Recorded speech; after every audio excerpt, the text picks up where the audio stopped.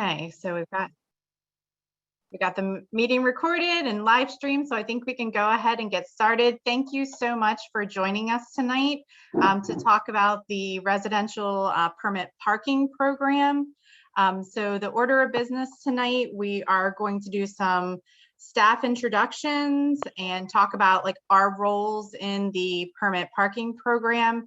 And then we're going to go over how the program currently works, why we need to revise the program, and then we want to hear from each of you about how this is working in your community, what's working, what's not working, what changes you think need to be made. So we're just on a mission to collect information from each of you on how things are working in your community. My name is Jessica Barnes. I'm the Director of Administrative Services. The Office of Administrative Services handles community outreach and communication. Not with us today, but certainly involved in this process is Ivy Lewis, the Director of Public Projects and Services. The Department of Public Works handles the determination of how many spaces are actually possible on the roadway given the conditions in your community. And they also repair and replace and install the signage related to parking. So I'm going to hand the mic over to Tracy Perrin. Good evening, everyone. I'm Tracy Perrin, and I'm the Records and Parking Permit Manager. I handle the administrative portion of the program, so I'm going to give you a brief overview of how the parking permit program works in Riverdale Park. The parking permit program was created by the town of Riverdale Park for on-street parking in the designated areas of the town. The program allows for residents to purchase parking placards for their vehicles that are parked on the street in the designated areas. This does not apply to vehicles in your garage or driveway. Not need. Excuse me, I have a little bit of a. Currently, residents may purchase 2 placards for $25, 4 for $50, with 4 being the maximum per household. The placards are now hanger style, so they can be hung from your rear view mirror. And you need to have them displayed so the officers will see them when they're patrolling the area. The placards are interchangeable and can be used in your rental car or allow for you to use when parked, when you have visitors parking on the street. There's a biennial renewal fee every 2 years. The next renewal will be January 1st, 2023. The current placard expires this December 31st, 2022. So approximately around December 1st, you'll begin receiving information about the renewal process. To request placards, you will first need to fill out an application. You can get the application either on the town website. You can email me and I will put that in the chat. It's tperrin@riverdaleparkmd.gov. Or you can go into the police station and the dispatcher will give you an application. You need to use a government ID and have proof of residency when you return the application. And this is all done via email. Once you email that information, we will provide you with a link to make a payment. Once we receive your payment, we will mail your placards out to you.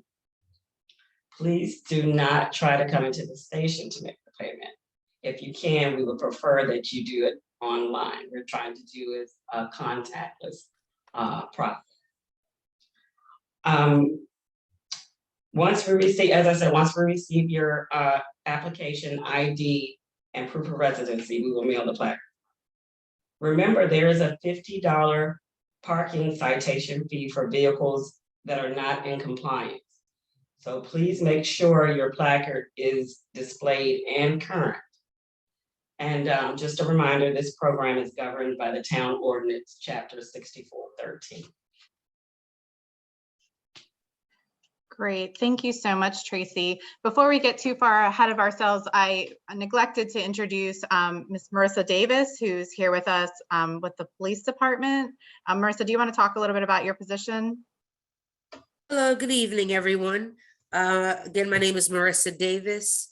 I'm a police officer with Riverdale Park. I'm the Community Safety Programs Manager, and I will be assisting this process by we're trying to find a better way to enforce the parking permit rules, and to make sure that, you know, you don't have people coming into your community parking that doesn't belong there, and interrupting the flow of how you live in your neighborhood. So I'll be assisting the chief in making sure that we have a smooth process to enforce this as easy as possible.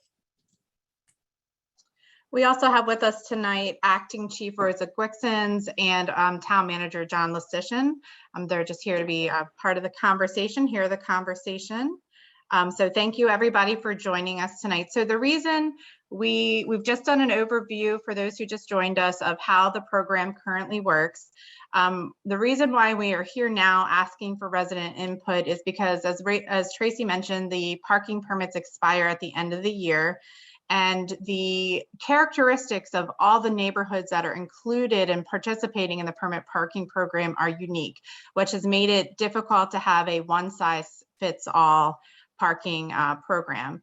So we are, as staff, collecting information to present to the mayor and council. We held one community meeting earlier in the year. This is our second meeting, and then we'll have a third meeting in September, on September the 21st.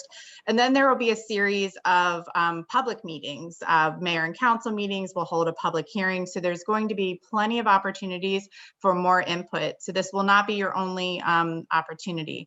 Some of the guiding principles with regard to creating a revised permit parking program include that residents will be consulted, which is why we're holding all of these meetings, and we're going to have all these other opportunities for input. Permits will be available to all residents within a designated area. Issued permits will only be valid in the designated area based on the application address. The number of permits per dwelling will vary by area based on neighborhood characteristics. So not all areas of the town, as we just discussed, have the same characteristics or the same ability to have a number of on-street parking spaces. Processes will be user-friendly and online or contactless, as Tracy had mentioned, to the greatest extent possible. There will be no reserved parking spaces except for the handicap spaces issued by the state of Maryland, and visitor permits will be authorized. So those are some of the guiding principles as we have these conversations with residents and as we get feedback. And what we're here tonight to find out is how this program is working in your community. What types of things are working? What may not be working? What would you like to see different? Probably one of the biggest talking points would be how many permits do you feel would be appropriate for each dwelling in your community, just knowing that there's limited number of spaces on the streets. So those are just a couple of things. We want to open the floor to give all of you the opportunity to chat. And I'm taking notes, so if you wouldn't mind just giving me your name and your address, maybe dropping your phone number or email address in the chat, we'll make sure to follow up with you after the meeting. So I saw Mr. Holmes, I saw you take your phone off mute, so certainly, please. I'm good. No, I was just looking at something else. Okay. Somebody called me. I'll call on someone. That's okay. But I can comment about the parking. I'm at John Holmes on 5623 Silk Tree Drive. And I think most of the people I'm referring to Silk Tree, because I don't know about the other Super and those streets. The parking meters, the parking permit hasn't really changed anything as far as I'm concerned since we've been having it. We're still maintaining individuals who come and go as they please. Some individuals rent, and they have a number of individuals that are in their house that in the house that don't have permits. And I know Mr. Jennifer, he's on like me right across the street from another. Basically, he's probably expressed some of the same interests. You know, individuals coming and going. Only problem I have is that sometimes visitors come over unexpected, and you don't have enough time to get a visitor's parking permit, and that's kind of spontaneous. You know, like for instance, our son's coming to town and a couple weeks from out of town. He's gonna be here for a couple of days. I had no idea who might come by to see him for those 1 or 2 days.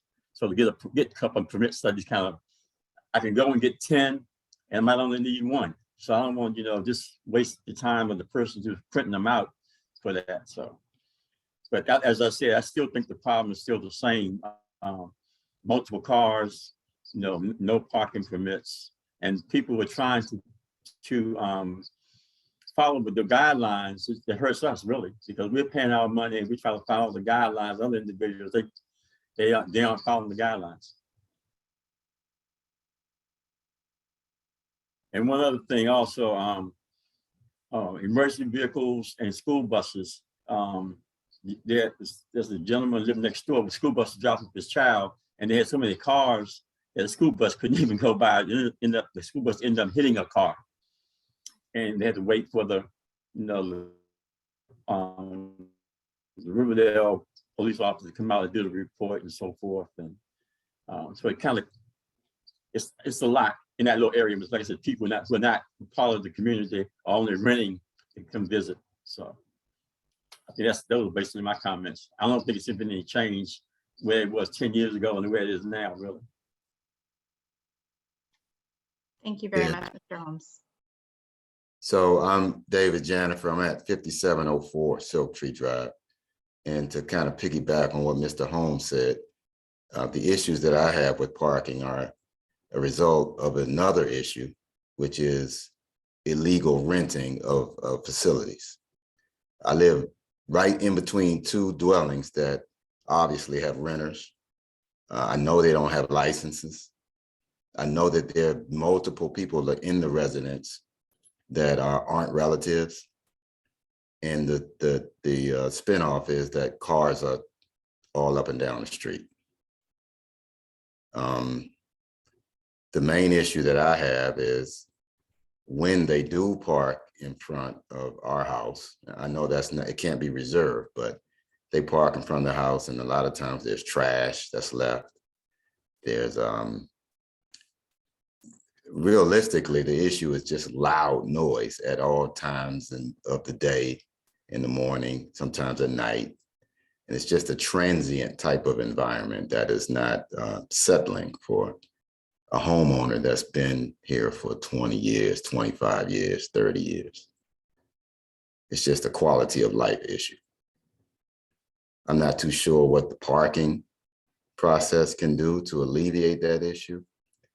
But again, the parking is just an offshoot or result of another issue that I hope we can have a call about at some time in the future. Certainly. Thank you, Mr. Jennifer. We appreciate that feedback. We have talked at a previous meeting about enforcement, and that's definitely something that I don't know if Acting Chief Glickson's wanted to talk about that now, but that's one thing that had come up, and we certainly will be looking into that more. My name is David Martin. I'm on Signet Lane in Medicine Hill, and we have a problem with the townhouse residents. Now, the townhouses have designated parking in their area. However, they're using the parking permit process for overflow parking. So they get these permits and they park vehicles, sometimes blocking the mailbox, some just parking anywhere on the street. And I confronted some of these townhouse residents, and they said, well, we live in Madison Hill. However, it's abuse of the process, I believe. I mean, we live in the single family homes. They park in the driveways, and even during our community meetings, they admit that they don't park in their garage because they have storage in their garage. So as a result, they go get a permit, and they tell the renters and the other people they're visiting, they have the permits that they get from the town, and they park in front of our houses and park across the street, park everywhere, just to use the permit parking process as overflow parking. And it creates a hazard, especially we don't know these vehicles, don't know these people, especially when we had certain criminal incidences. My house has been broken into before. And so it puts me on high alert of who are these people parking, and they just park these cars and walk away. uh, and leave these vehicles and then to come all hours of the night and come retrieve their vehicles. Is that issue in addition to those students who still park in the neighborhood from Parkdale? It seems like that some of them may know residents in the neighborhood because they park in the exact same spot. And I see the students leaving these houses and they walk together, but there's no permit hanging from their rearview mirror. So it seems like, I don't know, some agreement with whoever's staying in that house and they're letting them park there or what, but it's those two abuses are my primary concerns. Thank you, And- Mr. Martin. Yes, if I could weigh in for a moment, Ms. Barnes. Mr. Jennifer, we will have our neighborhood services staff follow up on the reported rentals. We have identified some rentals within the last few weeks, and we'll make sure that we're following up on the ones that you're concerned about as well. Yeah. So we will be doing that. I just got a text from our acting chief. For those who don't know, there are sections of the town that are experiencing flooding right now. Sorry, let me turn that down. And I see she's trying to join us here. I was Yeah. just going to say that she may not be able to join us at different times. No, I'm back Because- and I just turned my Oh. radio off here real quick. We're Okay. managing some flooding in the town as well in between all of Yes. this. So real quick, Mr. Jennifer, and I just unmuted myself. Going back to your complaint of people parking without permits or blocking driveways and things like that, are you calling the police when that happens? Because we have, during COVID, our parking enforcement has died down to a certain degree unless we get specific complaints from homeowners.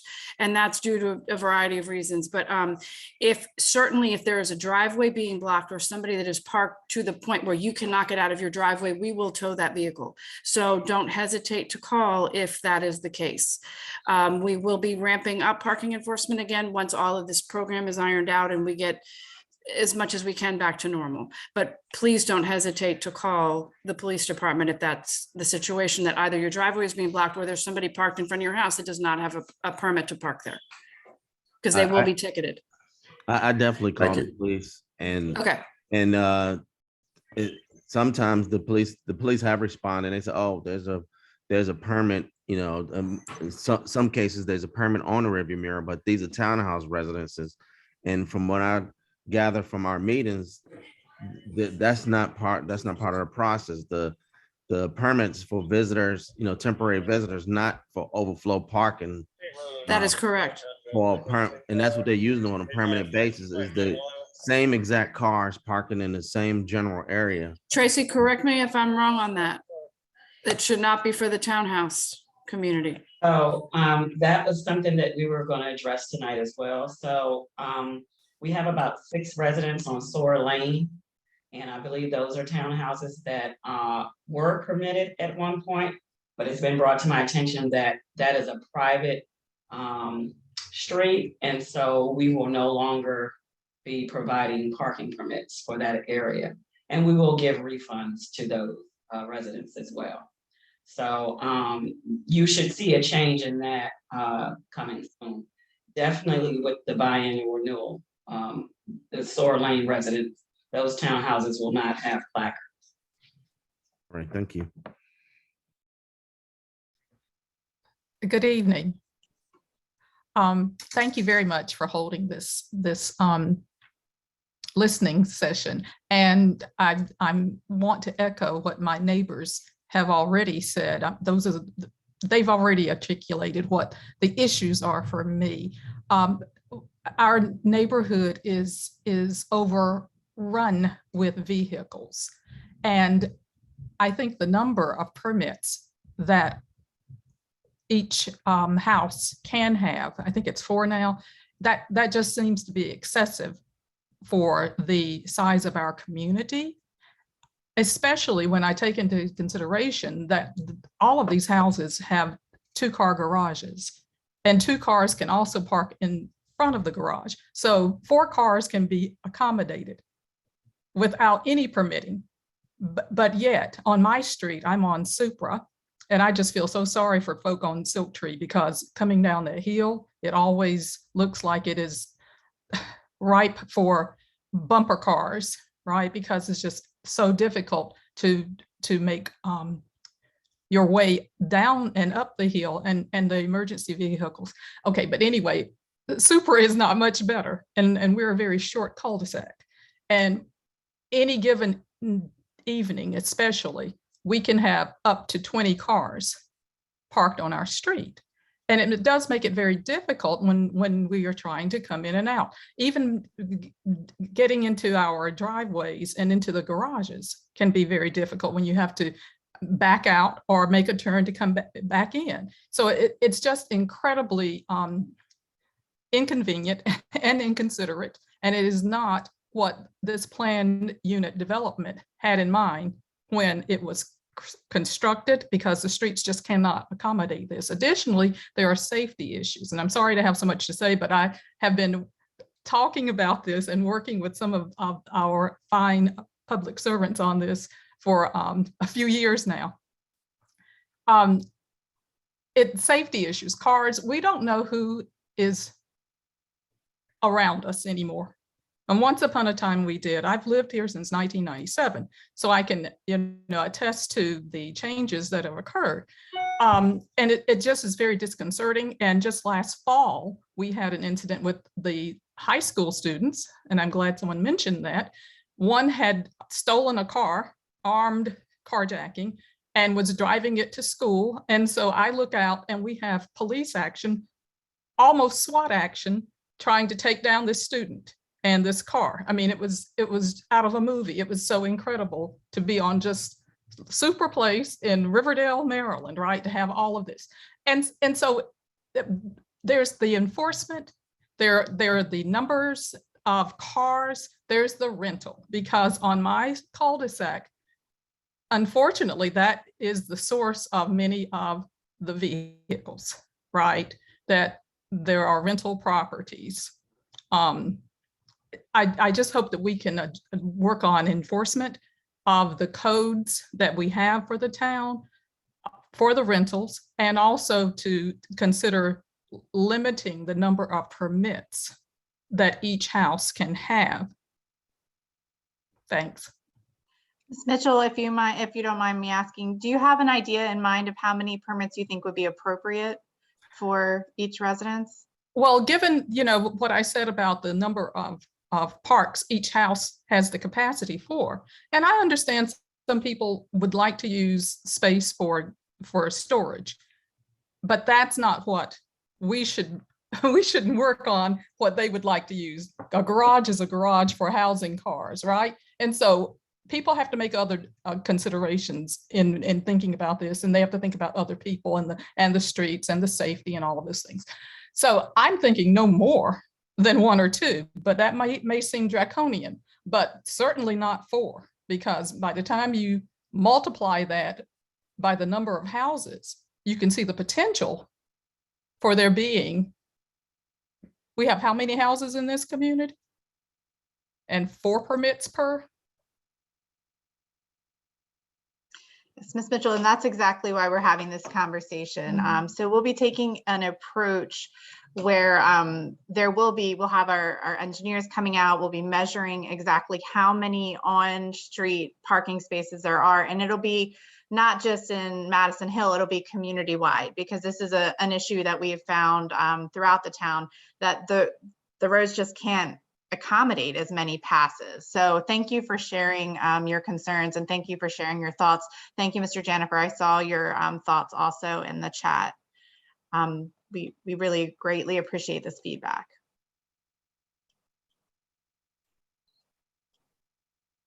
Hey, I'm just to add on, I understand that the town does still issue the temporary pass in case someone is having a party or a large event. I understand that issue, but it's just the fact of the abuse of using the hang tag for the rearview mirror that's where the abuse I believe is, from the townhouses or those who are renting are issuing them to their friends or whomever just to get around the parking restrictions.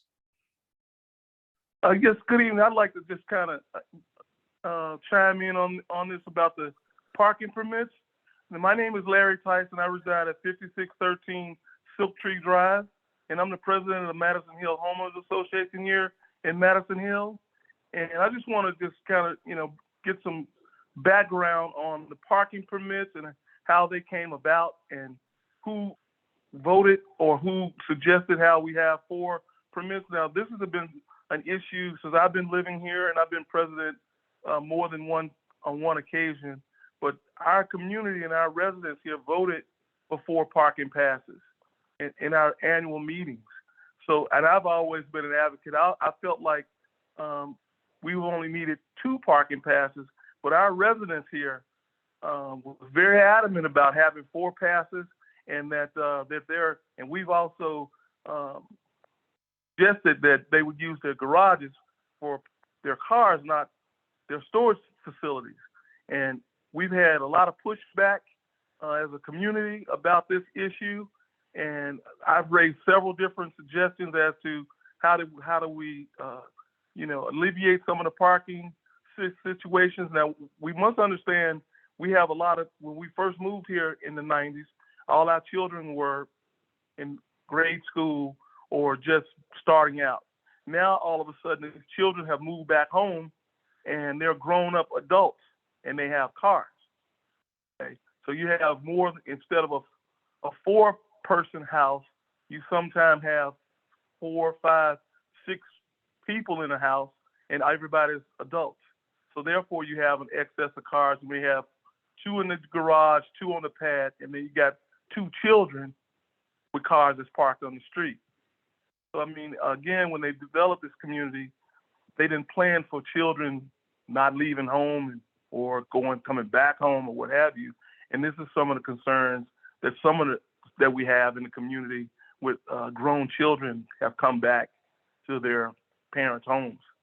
Now, I have suggested on many occasions for the residents on Silk Tree Drive that we would have odd and even parking to try to alleviate double parking on each side of Silk Tree Drive, meaning on Mondays, everybody park on the left, or on Wednesdays, everybody park on the right, in an effort to try to have a pathway where 2 cars can come by at the same time. Well, we've had pushback on that suggestion because people don't want cars parked in front of their individual homes.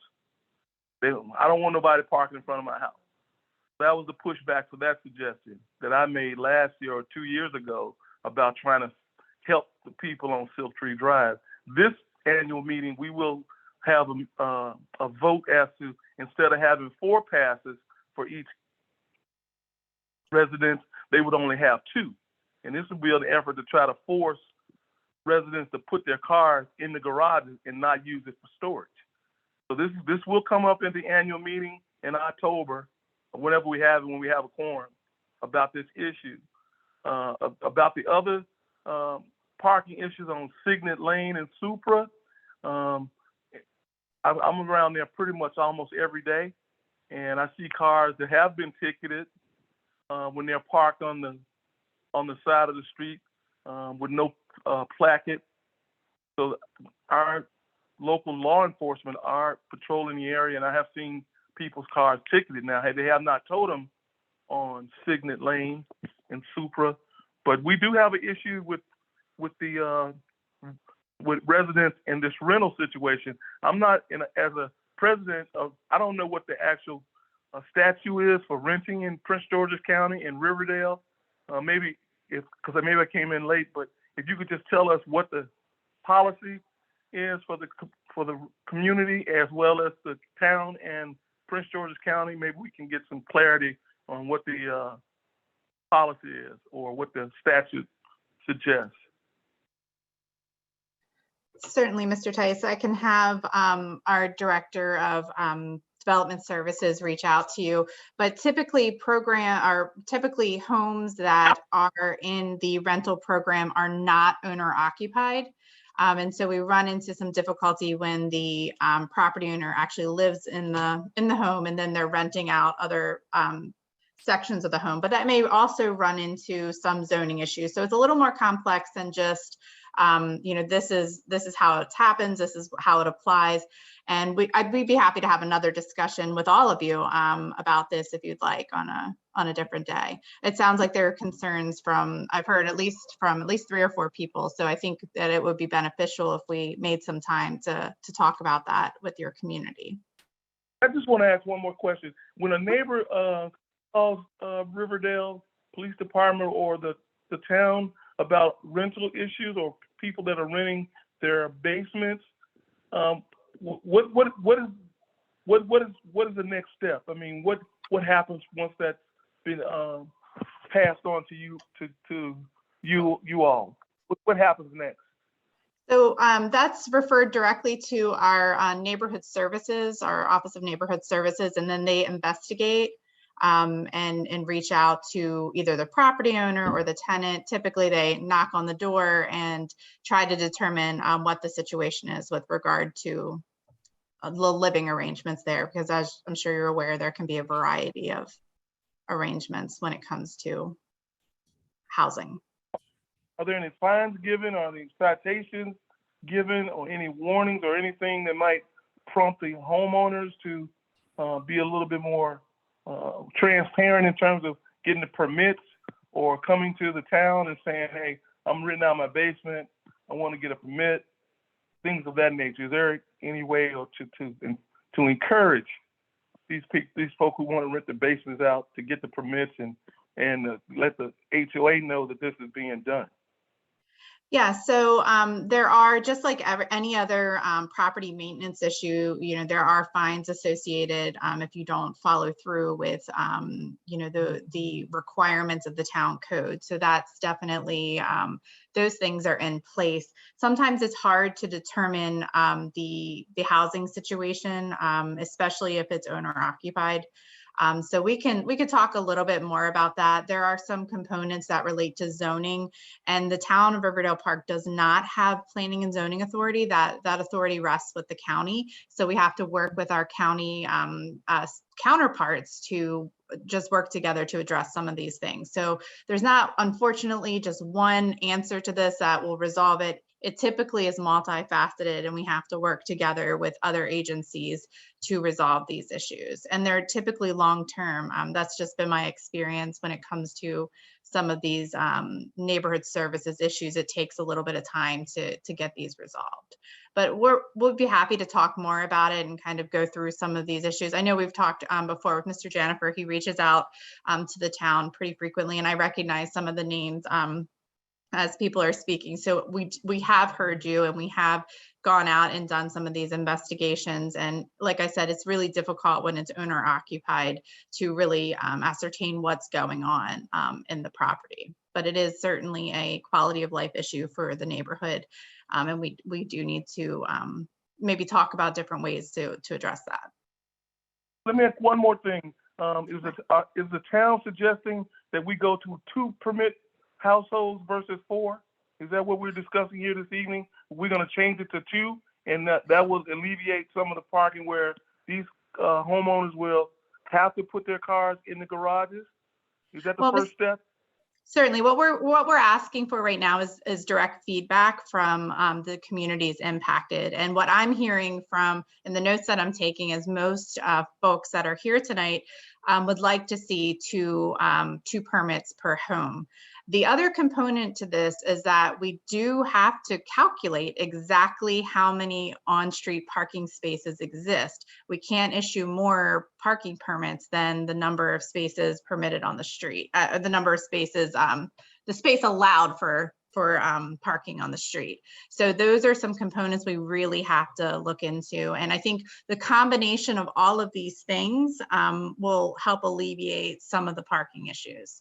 It may not make everybody happy, but we certainly need to make some changes.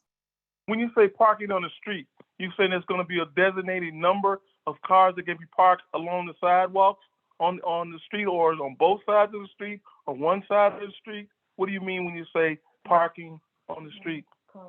Mr. Tice, what I'm saying is, so if we take the average size of a vehicle and then you see how much space is available on the street. There's only a certain number of cars that can be parked at any given time on the street. So that's the types of calculations. We'll have our engineer come out and do that. And I believe we've already done that for your neighborhood, but we're working through the process. Okay, now, will the community, this neighborhood or community, if we decide to go with just 2 parking permits per household, will we have input on that, or will that be just something that'll be done by the city? The town would handle that as part of our regular parking ordinance. So that would be designated. But what we've found, and primarily it's not just Madison Hill, there are other areas of our community where 4 parking spaces just will not work per home. So I'll give you a good example. We don't own the streets yet in Riverdale Park Station, but if any of you have been out to the Whole Foods or checked out the gym or any of those restaurants, you can imagine that each of those townhomes, there's no way possible for 4 permits per home. So now is the time for us to have these discussions with residents to hear what you want in your community and what would work best. But we also have to take into account just how much space there is on the street for cars. And that's just one of those things that's not negotiable, right? You can't put more cars on the street than the space allows. Hello, Jessica, if I may just chime in, just to give them an understanding of kind of how that number is developed, you know, with state law, you can't park within X amount of feet of a stop sign. So we have to factor that in. So we can't start counting spaces until you're within, I believe, 25 feet from the stop sign. Then you can't park within 3 feet of someone's driveway. And that's what Acting Chief Wixons was saying. If someone is parked blocking your driveway, please call and you know, we will come out and take care of that. You have to be X amount of feet away from a bus stop. So these are all things that are calculated into, you can't, when we say how many vehicles can safely park within the street, even when you park from one car to the next car, you're still supposed to have 3 feet within each of those vehicles. So it's math that's way above what I'm able to do, but these are just laws that I know exist. So these are things that Public Works will come out and they'll do the calculations and they'll say legally and safely, this is how many cars can be on the street.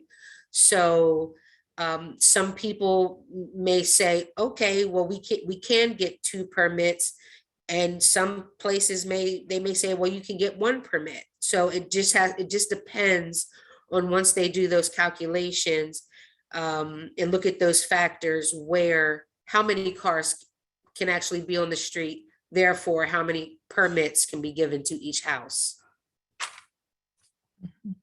Yeah, I see. Good. Hello, everyone. I just wanted to reiterate what my neighbors, Johnny, Mr. Holmes, and Mr. Jennifer said. In terms of a house that is located directly across the street from me, there are many cars that park there. And I heard Mr. Tice has suggested 1 even and odd, but on any given day, it could be about 6 or 7 cars that could be parked there and without a hanger. And they're there overnight in front of my house. I have called the police on multiple times. They have gone down the street and they have ticketed, they have towed, but it's still, and I guess as Mr. Jennifer said, it could be because of renting out. There's a whole another group of people that come in. One group leave, another group comes. And so there are multiple cars that's located in our area without parking hangers. So that's my major concern as far as the amount of cars that are down here at that one particular house that takes up a lot of space in our neighborhood.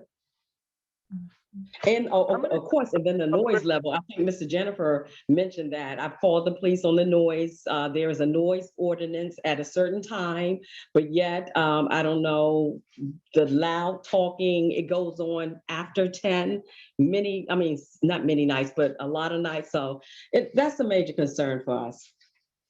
Thank you for listening. Absolutely. Thank you so much for sharing. Ms. Mitchell?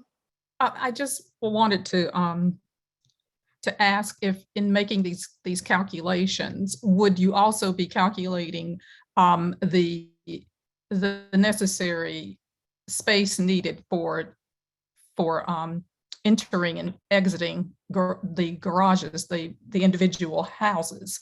Because Silk Tree is very deceptive when we turn in. It's very wide, but that narrows down as you go down Silk Tree. And so there are houses that don't have this space to accommodate cars parking directly behind the driveways. So I'm just wondering if that will be a part of that calculation as well, because that is equally as problematic. But I want to go back to and I hope that we will have a conversation about the rentals, but I want to go back to that. And I'm very, very grateful for my neighbors who have indicated this as well. These things are symbiotic, right? That the rentals and the number of cars, just not through any kind of empirical study, but certainly anecdotally seem to be related in very impactful ways in the community. And while I understand that we have an HOA and a very high functioning one, I served on it for several years, and I'm always grateful for my neighbors who do that work.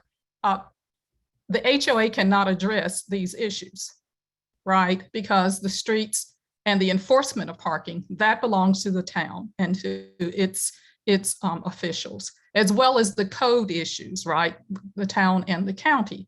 And I understand that it's a difficult thing to enforce, especially the code, but I think we just have to do better. We have to be more energetic about it, because some of these are not owner occupied rentals, right?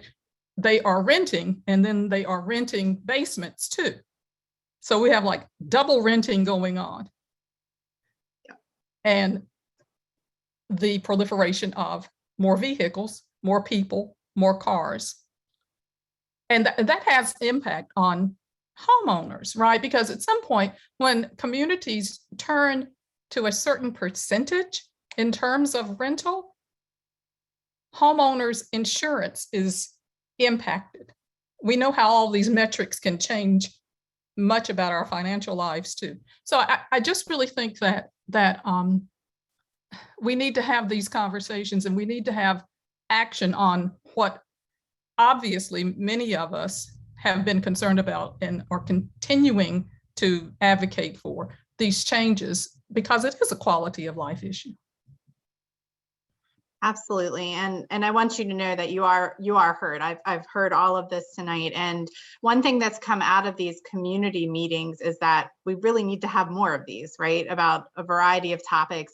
This is a great way to talk about the things that are happening at the neighborhood level and really understand. So I'd like to plan for that in the future, to have a discussion so that we can all have a better understanding.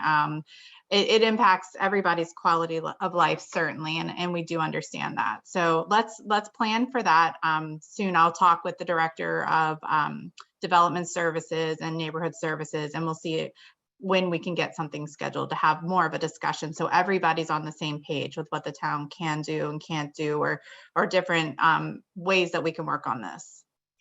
Yeah, I'd just like to offer Ms. Barnes that I hate to keep going back to the rental issue, but it has escalated. I mean, my quality of life living right next door has eroded immensely in the last year or so, because the lack of enforcement at this particular residence, and everybody knows what the residence I'm talking about, is not owner occupied, and the increase of transient tenants has been flourishing over the last couple of years.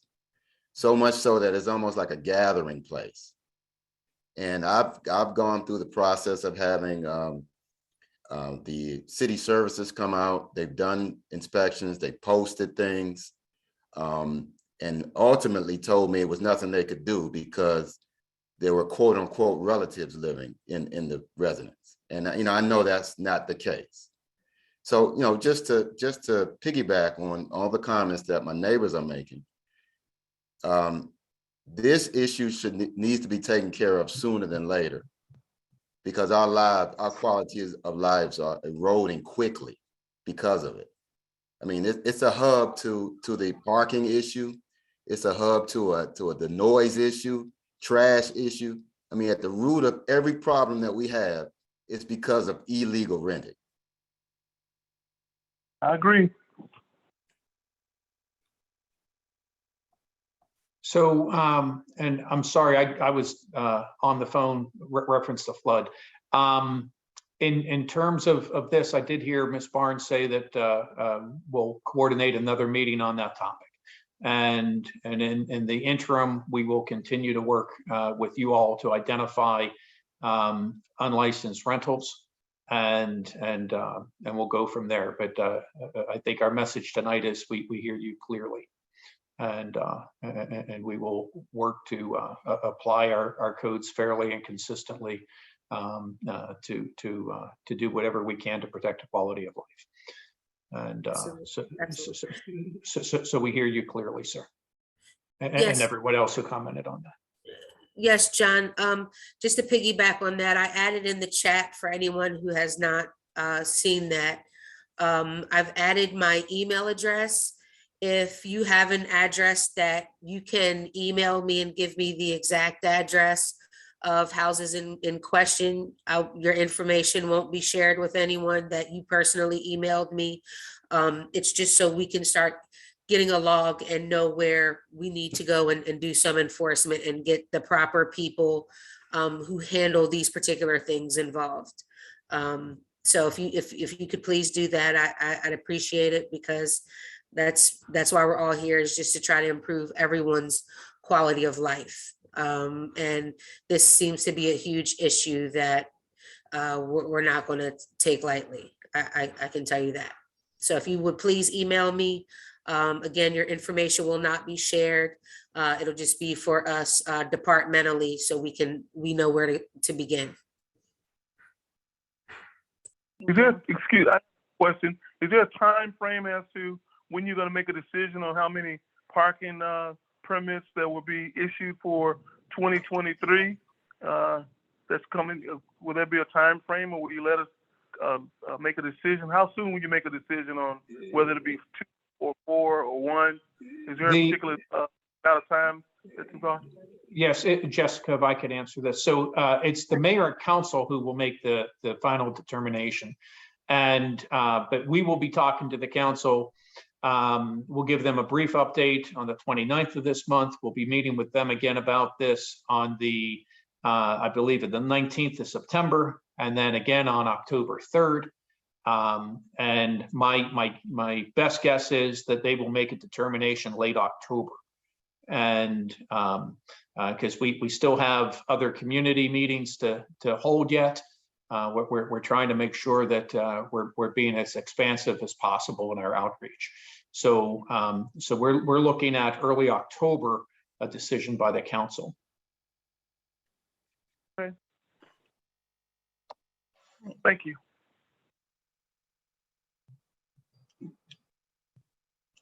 I just wanted to confirm what was said earlier. You said that no more of the parking permits will be issued to the townhouse residents on Sorrel Lane?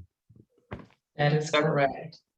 That street is privately owned, and we will be notifying those residents very soon that the program will end for them, and then we will be giving them a refund.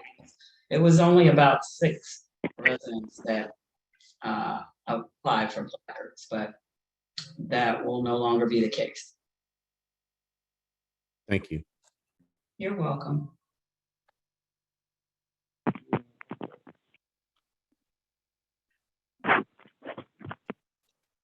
Are there any other comments? I want to be respectful of everyone's time. If we could wrap this up. I don't want anyone to not be heard. So if there's any additional comments, please go ahead and weigh in.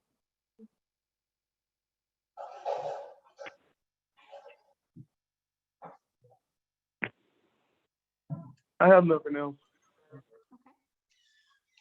Well, thank you everyone for your time tonight. Thank you for being so vocal and sharing your thoughts and your concerns. We will be following up on the matters that we talked about here tonight. I've taken some notes, and when we speak with the mayor and council on the 29th, we'll share with them the concerns that we've heard related to parking in your community. We'll talk about the number of parking permits that we've heard from you about, as far as the numbers that seem to be appropriate.